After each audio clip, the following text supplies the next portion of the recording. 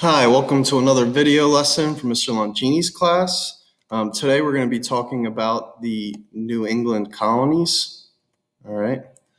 I'm going to see if I can hide this. I'm not sure if I can. All right. So today we're going to talk about the New England Colonies.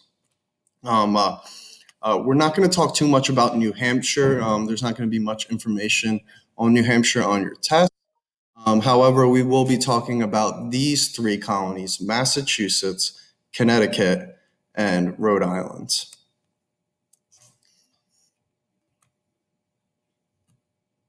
So the Plymouth colony is the first colony we're going to start off of.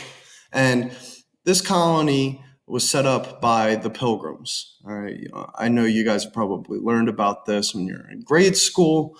The Pilgrims were a group of religious settlers from England. All right. They're known as separatists. They wanted to separate themselves from the English church. They wanted to practice their religion freely. And the New World was the perfect spot for them to go and practice their religion. So 100 passengers boarded the Mayflower. Most of them were Puritans. And they landed in Cape Cod, Massachusetts.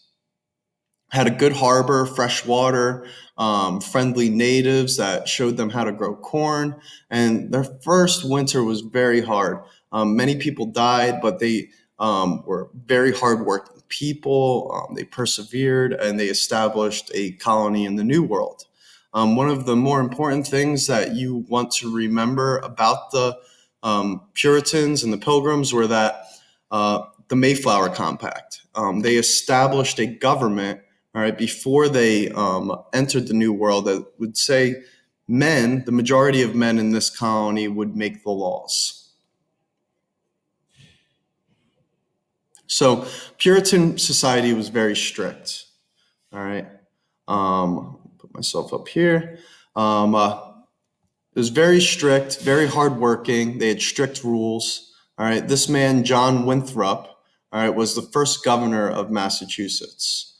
All right. And he believed that Puritans, or Puritan society, would be the example of how society should be, all right? How society should be set up, how people should live, all right? And they base their beliefs off of the Bible, all right? So the city on a hill is the belief that Puritan society set the bar, set the standard for how people should live, all right? Heretics is going to be very important because people who disagree with the church and disagree with the Puritans' religious belief. All right. So they really valued education and educating their children, specifically to teach them how to read. And the reason why is because they wanted people to read the Bible and follow their religion. So the Salem witch trials. All right.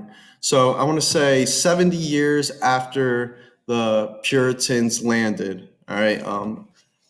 The colony was established, societies, were created. There was a group of girls living in Salem, Massachusetts that started acting unusually. They claimed to be bewitched. There were three townspeople accused of witchcraft, one including one of the slaves of Reverend Paris. All right. Her name was Tituba, and she was executed along with the other witches that were accused of witchcraft. But after this, and during the trial, there's a hysteria that was going around Massachusetts. These girls were being accused, and the women who accused them would act out. They would start barking like dogs. They would start screaming. Um, uh, you know, saying that they couldn't control their movements. All right. And people bought it.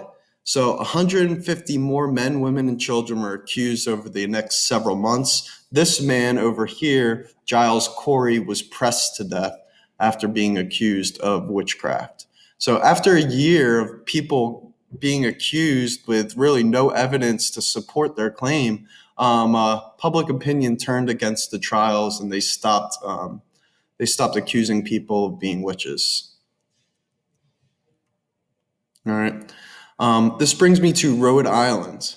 All right. So not everything in Puritan society was great. A lot of people disagreed with them. Some of these people included Roger Williams and Anne Hutchinson. These people were exiled for disagreeing with the Puritan Church, and they ended up establishing Rhode Island. Rhode Island's a very small colony, but what is important to know about Rhode Island is that it established religious freedom for people. So the separation of church and state.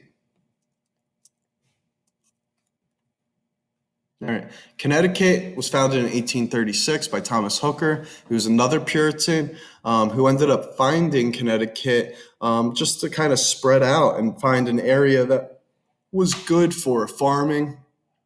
Um, when Connecticut started, they wrote their first constitution, the Fundamental Orders of Connecticut. All right. Politically, it allowed more access to non-church members. In Massachusetts, you had to be a member of a church and male in order to vote. In Connecticut, it wasn't necessary that you were a church member in order to participate politically. It consisted of mountains with thick trees, poor rocky soil. Its main industry was shipbuilding and manufacturing of goods like rum. So this is really the slide that I wanted to focus on, the geography and the economy, because a lot of the New England colonies can kind of be bunched together into this group. The climate there, they had very long, harsh winters, which led to a very short growing season. They couldn't grow much because a lot of the soil was rocky. So in the areas that they could grow, they really used those areas for growing food for personal consumption, which is, we're going to see something different when we talk about the southern colonies, because they had so much land and so much fertile soil that it allowed them to create the plantation system where they were growing cash crops. They weren't really growing food for their own personal consumption. Here in New England, the farms are going to be much smaller. They're going to grow squash, beans, corn, stuff to feed their family. And if they had any left over, then they could sell those goods. But the main industries in New England are going to be timber, all right, cutting down trees and using them to build ships. Animal and fur trapping, all right. The beaver fur trade was very big in New England, and the manufacturing of goods. Later, we're going to see, textiles, but early on, we're going to see sugar that is imported from the Caribbean and made into rum in the New England colonies and then sent elsewhere. And we'll talk more about that when we talk about triangular trade. The main points that I want you guys to get from this lesson were why colonies started in New England. It's like a haven for religious freedom, whether it was they wanted an area to freely practice their religion, or they were just looking for a place for them to live and survive.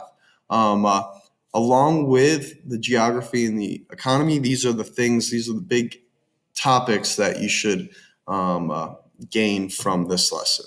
Thank you.